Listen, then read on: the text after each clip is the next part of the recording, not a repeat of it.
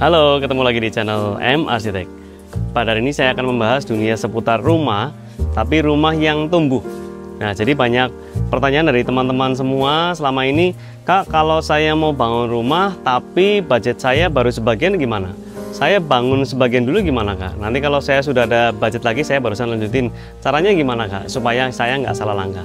Nah, hari ini saya akan menjelaskan tentang seputar itu. Jadi untuk membantu teman-teman yang ingin membangun rumah impian, tapi memang ingin dilaksanakan step by step atau tahap demi tahap, supaya bisa dilaksanakan tidak terlalu lama nunggu nabung sampai selesai, tapi kita bisa menikmati sebagian dan sebagian. Mari kita lihat video kali ini. Sebelum kita lihat video kali ini, teman-teman bisa support channel kami dengan subscribe ya, supaya kita bisa terus berkreasi, bisa terus berkembang. Jangan lupa juga share dan komen. Oke, tentang rumah tumbuh teman-teman ya. Jadi memang selama ini banyak orang yang memang menginginkan segera membangun rumah, tapi budgetnya mungkin masih terbatas ya. Saya punya tanah mungkin 100 meter, 200 meter, atau kan mungkin 1000 meter. Saya ingin membangunnya tapi bertahap, Kak, gimana caranya? Atau mungkin saya ingin membangunnya lantai 1 dulu, Kak, lantai 2-nya nanti bisa nggak, Kak? Saya kepengen pakai dulu sementara, bisa nggak, Kak? Nah, jadi memang pertanyaan-pertanyaan seperti itu banyak mengemuka ya ketika orang mulai membangun rumah ya. Mungkin tanahnya punya besar ya, mungkin idenya banyak, kebutuhannya banyak, tapi sekarang ingin dilaksanakan sebagian dulu ya, atau satu part dulu ya. Jadi saya akan sampaikan beberapa informasi atau cara ya, supaya teman-teman nggak salah langkah. Oke, cara pertama ya teman-teman, untuk membangun semua rumah memang teman-teman itu harus tahu langkah pertamanya, yaitu teman-teman harus memang memikirkan perencanaannya dulu. Nah, ini banyak teman-teman yang memang kadang salah kaprah ya. Saya membangun rumah, ada memang beberapa orang yang mengumpulkan bahannya dulu teman-teman ya. Bahan dulu dikumpulkan.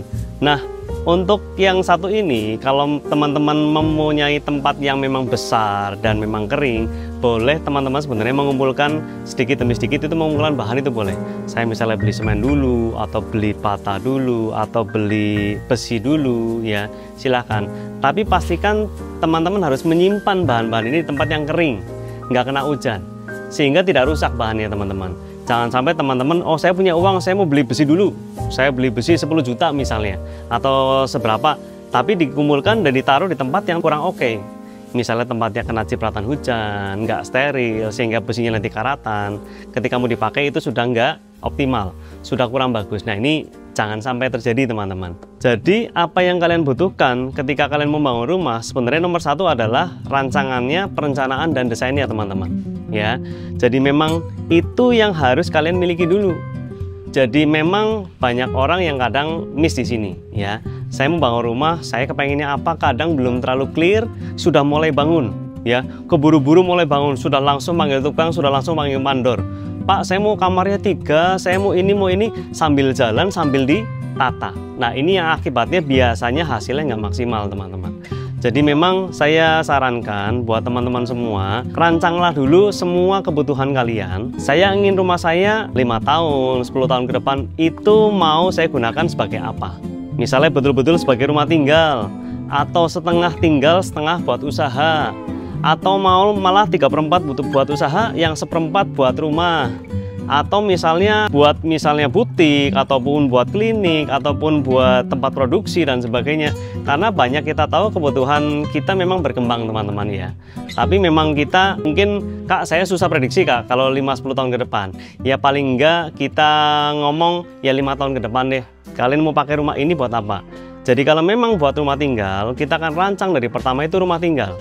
Nah, kalian akan merancang rumah tinggal, loh saya barusan mau nikah, Kak, tahun depan misalnya. Saya mau bangun rumah, saya sih kepengen anak saya misalnya, kepengen anak 2 misalnya. Nah, rancanglah seperti itu.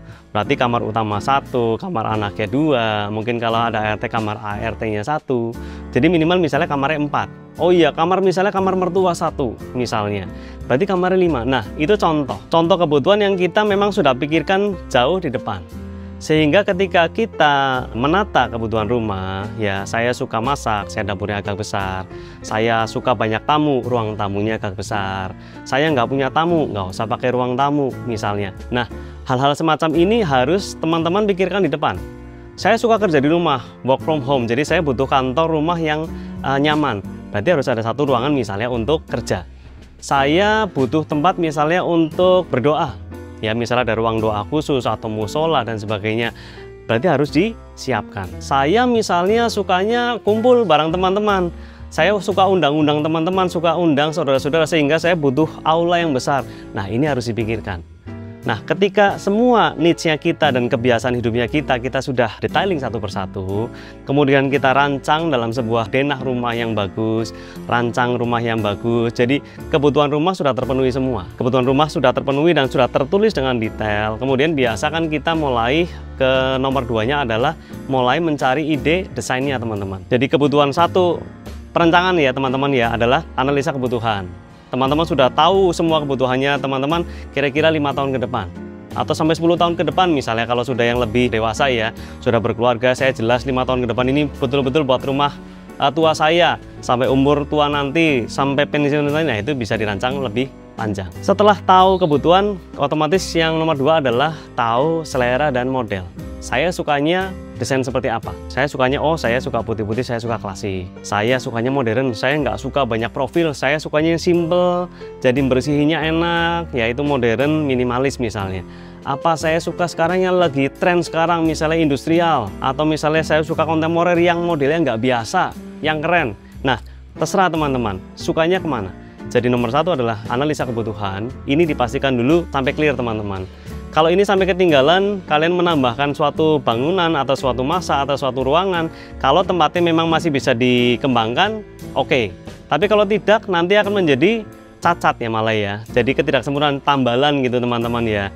Adding yang namanya tidak masuk dalam perancangan di awal, sehingga kadang-kadang hasilnya nggak sempurna atau kurang enak dilihat misalnya, atau kurang nyaman digunakan. Nah, itu analisa kebutuhan sebaik mungkin teman-teman misalnya masih sendiri ya, dipikirkan dengan jelas. Misalnya sudah ada istri, sudah ada partner, misalnya dipikirkan kita mau buat apa nih bangunan ini, mau ruangannya apa aja nih ya, clear, modelnya clear. Nah, kalau sudah semuanya clear, teman-teman harus mencari satu arsitek atau ahli yang memang bisa membantu untuk merancangkan apa kebutuhan saya dan apa selera saya, dikombine menjadi satu bangunan yang memang sesuai dengan harapannya kita.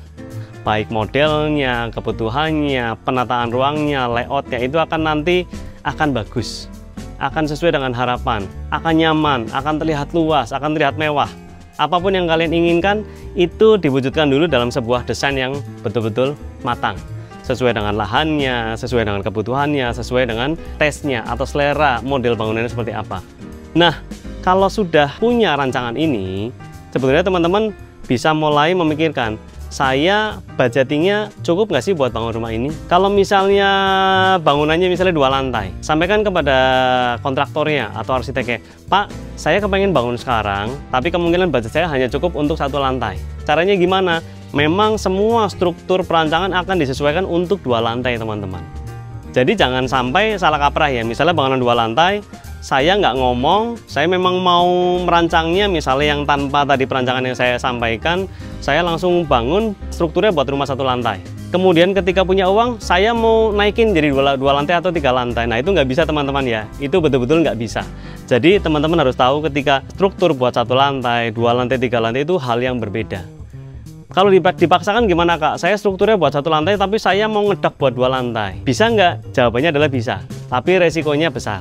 Dan teman-teman harus tahu resikonya kan kalian yang menanggung. Menurut saya itu kurang direkomendasikan. Jadi bahaya ya. Bahayanya jika apa? Jika terjadi goncangan teman-teman, gempa dan sebagainya.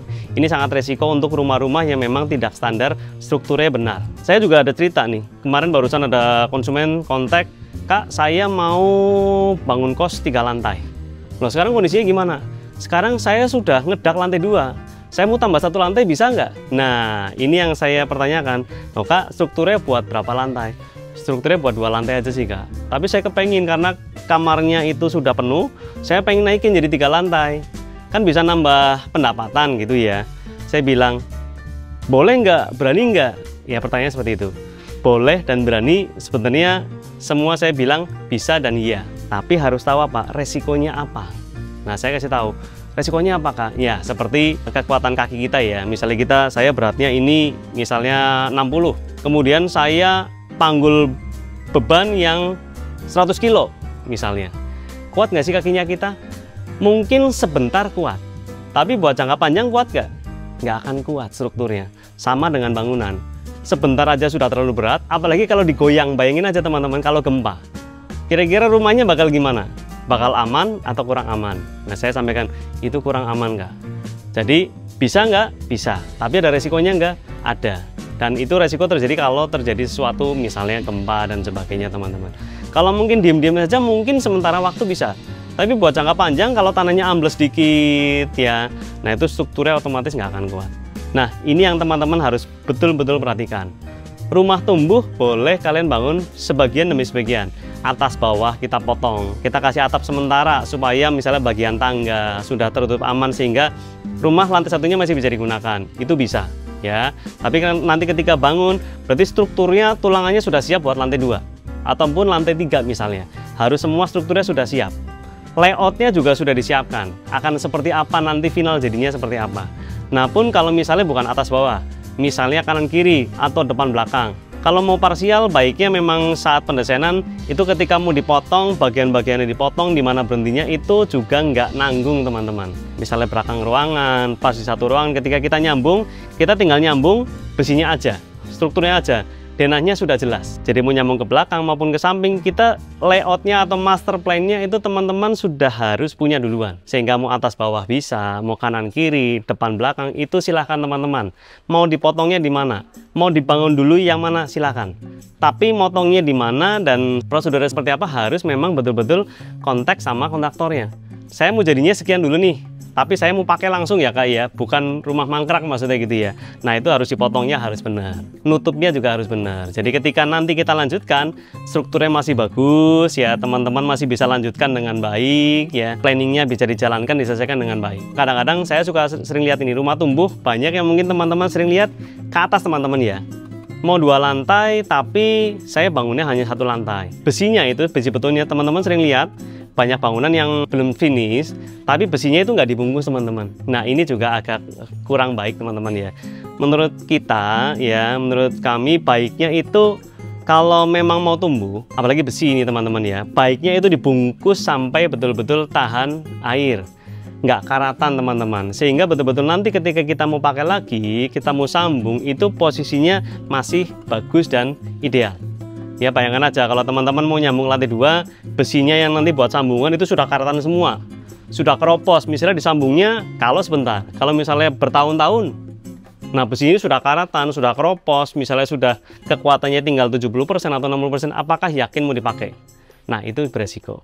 Jadi buat teman-teman rumah tumbuh, jawabannya bisa, tapi harus perancangannya itu total dulu teman-teman.